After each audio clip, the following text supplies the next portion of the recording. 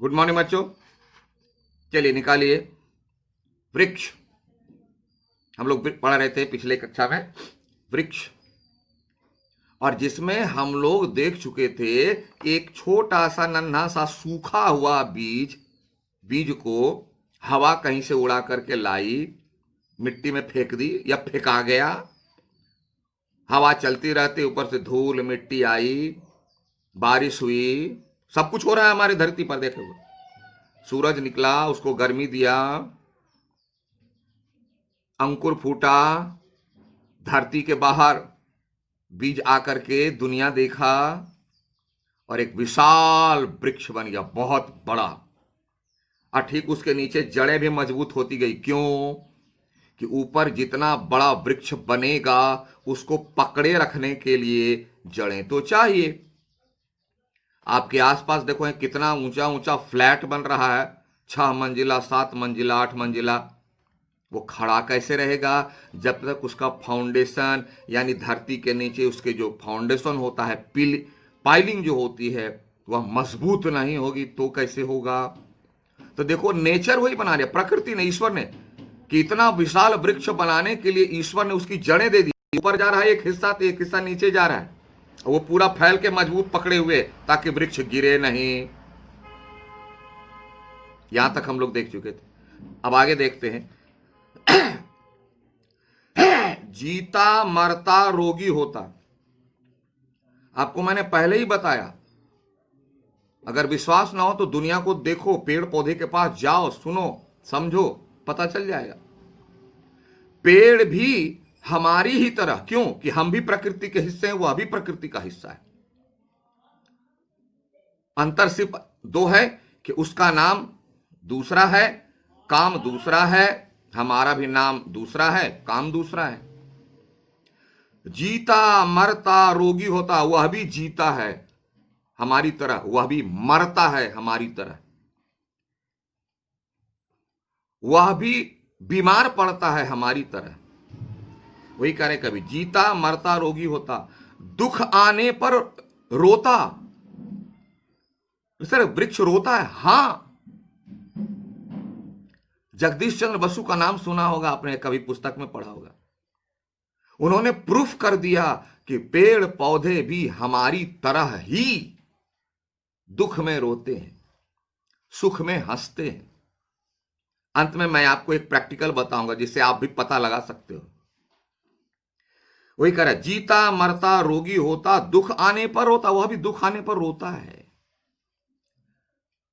अंतर इतना है कि हम लोग अपने में इतना बिजी रहते हैं ना कि पड़ोसी का तो ख्याल रहता ही नहीं कि पड़ोसी खाया कि मरा कि जिंदा है कि क्या कष्ट, इसको तो पता नहीं। ठीक इसी तरह पेड़ पौधे पर हम लोग कभी ध्यान ही नहीं देते, इसलिए उसका रोना हमें पता नहीं चलता है। ध्यान देंगे स्पष्ट पता चलेगा। आपको मैं बताऊंगा। वृक्ष सांस लेता बढ़ता है, जगता है फिर सोता है, हमारी तरह वृक्ष भी सांस लेता है, CO2 कार्बन डाइऑक्साइड, हम लेते हैं ऑक्सीजन। तो वृक्ष कितना अच्छा करता है, वो हमारा ऑक्सीजन ले लेता है, कार्बन डाइऑक्साइड ले लेता है, ऑक्सीजन दे देता है, एक्सचेंज करके, भैया आप लो, आपको जरूरत है ये, मुझे जरूरत है, मेरी जरूरत की चीज दे दो, और आपकी जरूरत की चीज उससे ले लो, एक्सचेंज करता है ना। अच्छी बात। हमारी तरह वो सांस लेता है, बढ़ता है, जगता है, फिर सोता है। और ये कारण है पूछना अपने पेरेंट्स से कि किसी पेड़ के पत्ते को तोड़ने के लिए जब जाते हैं तो ऐसे करते हैं, चुटकी बजाते हैं और हाथ जोड़ते हैं। क्यों? कि मैं आपका पत्ता तोड़ने वाला हूं, मुझे काम है, इसलिए सॉरी, आपको इससे तकलीफ होगी, मुझे अनुमति दीजिए। इसके लिए देखोगे, आप लोग सब नहीं जानते लेकिन बहुत लोग करते हैं ऐसा। ख्याल रहता तो मैं भी करता हूं, लेकिन ये सारी काम मैम करती, मां करती थी, इसलिए हमको कभी जरूरत नहीं पड़ी। प्रणाम करते हैं कि वो सॉरी, मान लो मेरा कान कोई खींच ले, दिक्कत नहीं होगी, तकलीफ नहीं होगी, तो पेड़ के पत्ते हम मैं तोड़ लूंगा तो उससे तकलीफ नहीं होगी, लेकिन मुझे जरूरत है तो उससे पूछते हैं, सॉरी बोलते हैं, लेते हैं, चुटकी इसलिए बजाते हैं कि अलर्ट हो जाए वह कि हमारा पत्ता कोई तोड़ने वाला है। ले आवाज सुनता है 101%। वही कभी कह रहा है कि जगता है, फिर रोज शाम को चिड़िया आती सारी रात बिताती। अब देखिए इनका काम शुरू हो गया, पेड़ तो है लेकिन अपने लिए कुछ नहीं। रोज रात में, रात होते होते शाम होते होते सारे पक्षी आते हैं। कभी कभी देखोगे पूरे पेड़ को ढक लेते, भरा हुआ पक्षी होता है और रात बिताते हैं। कोई भाड़ा देता है पक्षी क्या पेड़ को? कभी देखना, पूछना पक्षी से कि पक्षी तुम जो रात भर यहां स्टे करते हो भाड़ा देते हो क्या? हम लोग एक दिन अगर होटल में रुक गए, एक दिन 500 600 1000 1200 1500 रुपए चला गया। तो वृक्ष भलाई कर काम करता है। और बहुत सारे पक्षी तो परमानेंट घोंसला बना करके रहते। हम लोग किसी के यहाँ रहें तो 1 इंच जमीन नहीं देगा। ये दलील बनाओ, इतना पैसा लाओ, ये ब्रोकर लगेगा, इतना दलाल। देखो ये वृक्ष कितनी मदद करता है। और इसी के पत्ते हम लोग तोड़ लेते हैं, डंठल तोड़ करके फेंक देते हैं। बड़े दुख की बात है। वही कभी कह रहा है, रोज शाम को चिड़िया आती सारी रात बिताती, स्टे करती, बड़े सवेरे जाग वृक्ष पर चींची चींची गाती। सबसे पहले पक्षी उड़ जाते और उठ करके सबसे पहले वही जगता है। और जगता नहीं, हमें जगाता भी है, सुंदर गीत सुनाता भी है ना? सुंदर गीत सुनाता है। अलार्म की जरूरत नहीं है। अगर आप सुबह उठो, अलार्म की जरूरत नहीं है। अरे ओरिजिनल गीत सुनो, ओरिजिनल अलार्म।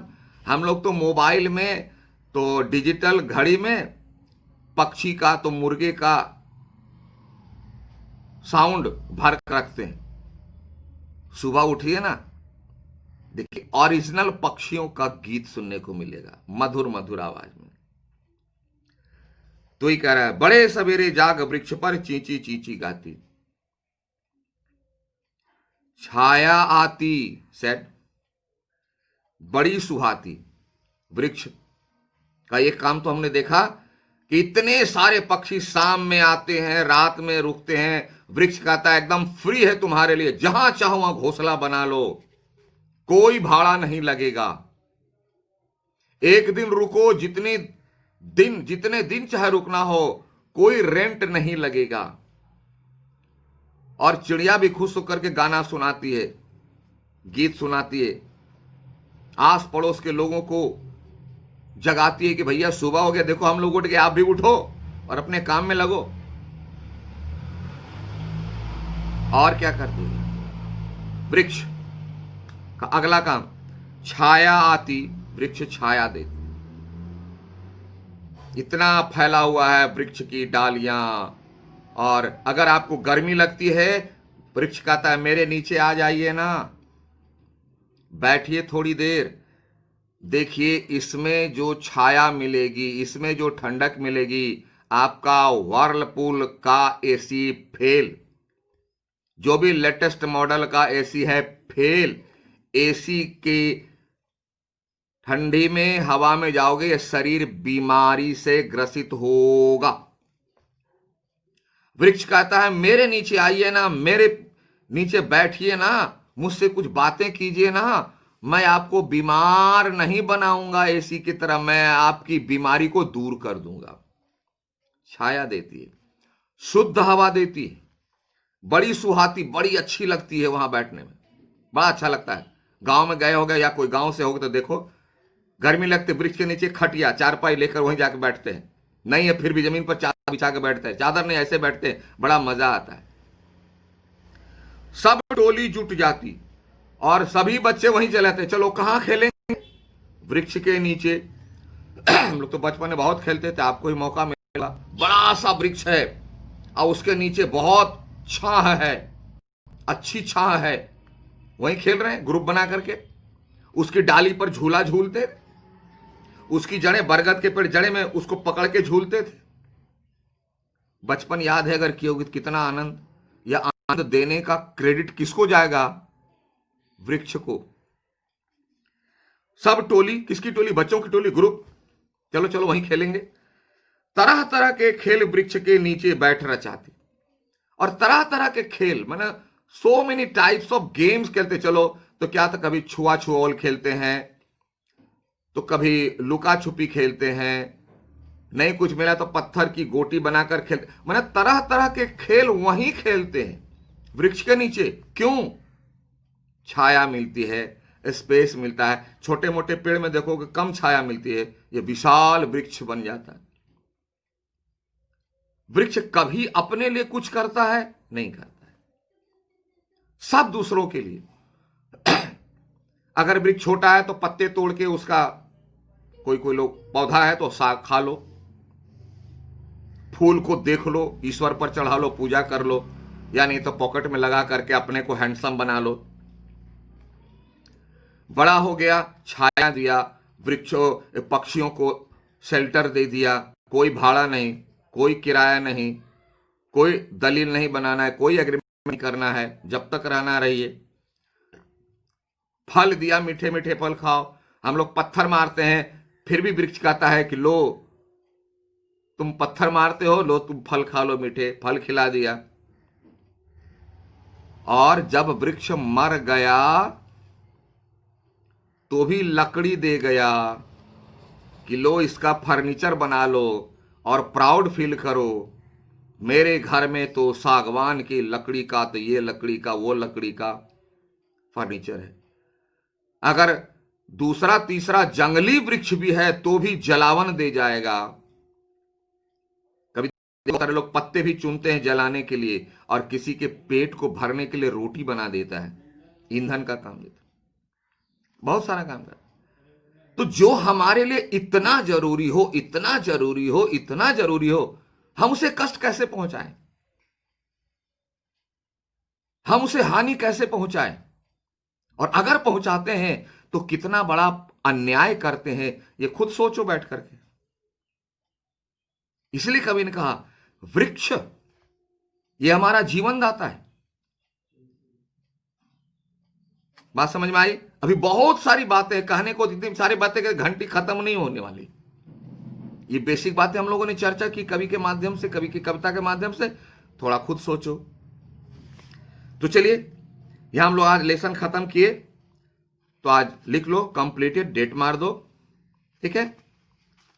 और आओ थोड़ा क्वेश्चन आंसर पर देख लें, नेक्स्ट पेज में टिक लगा लो, है ना। और ऐसे फिर दे देंगे आगे क्वेश्चन में, फिर भी अगर भूल जाए तो टिक लगा लो। मौखिक, क को छोड़ दो, ख और ग जोड़ दो, ख और ग जोड़ दिया।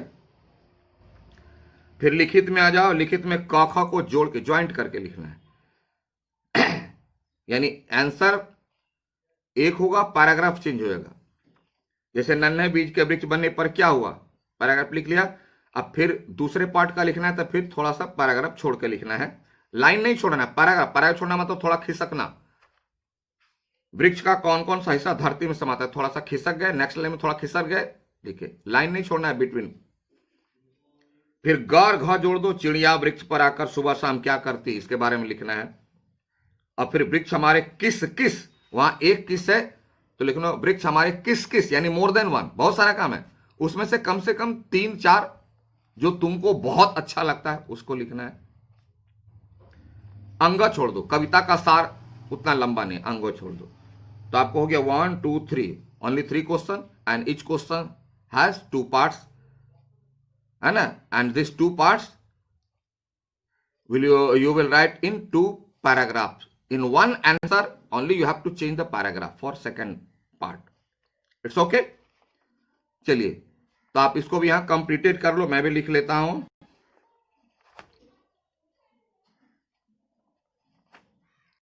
ठीक है, तब तक इसको पढ़िए, समझिए, और उसके बाद फिर हम लोग अगले लेसन में चलेंगे। Thank you, have a nice day.